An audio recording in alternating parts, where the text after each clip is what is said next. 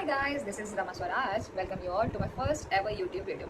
Yes, this is my first ever YouTube video. So, in this video, I just want to share my side of story as a NEET dropper. तो ये journey शुरू होती है in class 10। उससे पहले मुझे बस इतना पता था कि डॉक्टर बनने के लिए एक एग्जाम होता है, नीट, उसको देना पड़ता है। आप लोग ये मत सोचना कि मैं नीचे देख के क्यों बोल रही हूँ, क्योंकि ये मेरा फर्स्ट वीडियो है तो मैं पॉइंट लिख के लाई हूँ। And through my friend circle I got to know कि नीट एग्जाम में कोई लिमिट नहीं है कि तुम 1-2 साल दो उसके बाद तुम नहीं दे सकते। इसमें अनलिमिटेड अटैम्प्ट्स हैं। तो मेरे दिमाग में पता है क्या है, उस time as a 10th class student मेरे दिमाग में आया कि ओह ये तो काफ़ी अच्छी बात है कि मतलब अगर अनलिमिटेड अटैम्प्ट्स है तो अगर किसी से एक बार नहीं हुआ, चलो एक बार में वो थोड़ा बहुत तो कुछ पढ़ा होगा, तो दूसरी बार में वो थोड़ा बहुत तो उसने ऑलरेडी पढ़ रखा है। अब नेक्स्ट टाइम जो बचा हुआ है वो पढ़ेगा, जो उसने नहीं किया पिछले बार, जिससे उसका सिलेक्शन नहीं हुआ, वो आगे और वो मतलब वो चीज़ पढ़ेगा जो वो पढ़ा नहीं है। एंड देन ऐसे करके 2-3 बार में उसका निकल जाएगा। एंड आई नो कि आई वॉज रॉन्ग, और ये मुझे तब पता चला जब मैंने खुद 12th के बाद इस जर्नी को एक्सपीरियंस किया। 12th तक तो हल्के में ले रही थी, यार हो जाएगा हो जाएगा। 12th तक मुझे था कि हाँ मतलब इस बार तो मेरा 12th के साथ जो मैंने एग्जाम दिया था इस बार मेरा नहीं होगा, बिकॉज मैंने बस बोर्ड के लिए पढ़ा था और उतने अच्छे से पढ़ा भी नहीं था, ना बायो ना फिजिक्स ना केमिस्ट्री। तो जब मैंने 12th के साथ पेपर दिया तो उसमें मेरे 220 मार्क्स आए थे।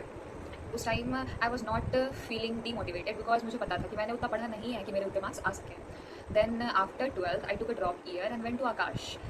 There I got admission in dropper batch of and I got batch RM19. वहाँ पे RM में ड्रॉपर्स के बैच बटे हुए होते, तो जब तक मैं गई थी उस टाइम RM 90 तक पहुँच गया था, मतलब ऐसे 1 2 3 4 5 90 तक पहुँच गया था। एंड अनफॉर्चुनेटली वहाँ पे मुझे बस बायो के ही टीचर अच्छे मिले थे। बायो में बॉटनी की भी अच्छी थी मैम, और जूलॉजी के भी अच्छे थे टीचर, केमिस्ट्री के भी अच्छे थे, और फिजिक्स मतलब केमिस्ट्री के भी ठीक ठीक ही थे कि तुम उनसे पढ़ लो, तुम समझ लो, तुम खुद से अगर थोड़ा बहुत खुद की तरफ से दो तो तुमसे हो जाएगा। बट फिजिक्स के टीचर का क्या ही कहना, उन्होंने क्या पढ़ाया है उस मतलब उस पूरे ईयर मेरे मार्क्स 450, मतलब मॉक टेस्ट में 450 470, कभी मेरे मार्क्स 500 के ऊपर गए ही नहीं है। कुछ मेरी गलती थी कि मैं भी बस बायो और केमिस्ट्री में ही लगी रह गई, और मुझे लगता है मुझसे ज़्यादा फिजिक्स टीचर की गलती थी ना, और वहाँ के फैकल्टीज़, वहाँ के सिस्टम्स की गलती थी कि वो बच्चों को बता नहीं पा रहे थे कि तुम्हें टाइम कैसे मैनेज करना है, तुम्हें कैसे पढ़ना है।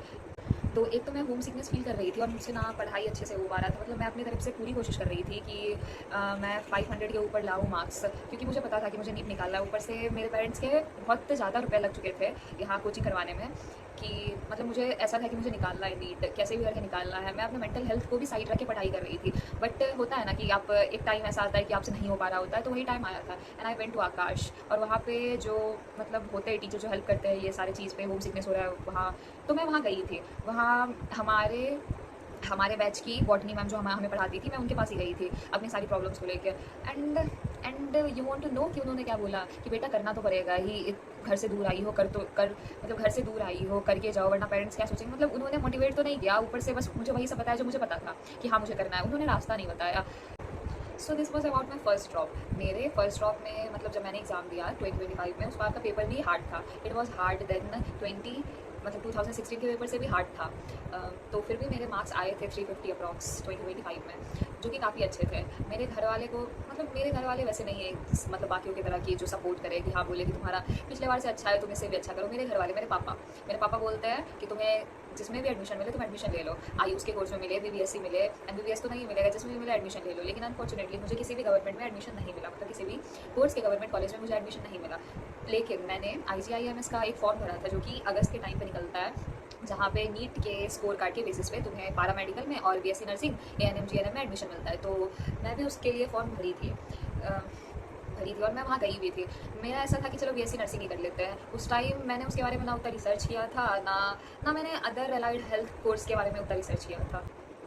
बट फिर भी मैं वहाँ पे गई तो मुझे पता चला कि मतलब फर्स्ट जो 2 डे ऑफ काउंसलिंग जो हुआ था उसी में BSc नर्सिंग के सारे सीट फुल हो चुके थे। कुछ पैरामेडिकल कोर्स के सीट बच रहे थे और ANM GNM के सीट बच रहे थे। और मुझे भी उस साल था कि हर जब मैं फर्स्ट टाइम नीट दी थी मतलब इन 12 तो मैं उतने अच्छे से पढ़ी नहीं थी, और इस बार अगर पढ़ के मेरे 350 आ रहे वो भी ऐसे 2025 के क्वेश्चन के हिसाब से, तो अगर मैं थोड़ी और मेहनत कर लूँ तो मुझे MBBS मिल जाएगा गवर्नमेंट। तो मेरे मन में ऐसा सा भी था, और वहाँ पे भी BSc नर्सिंग का सीट फुल था।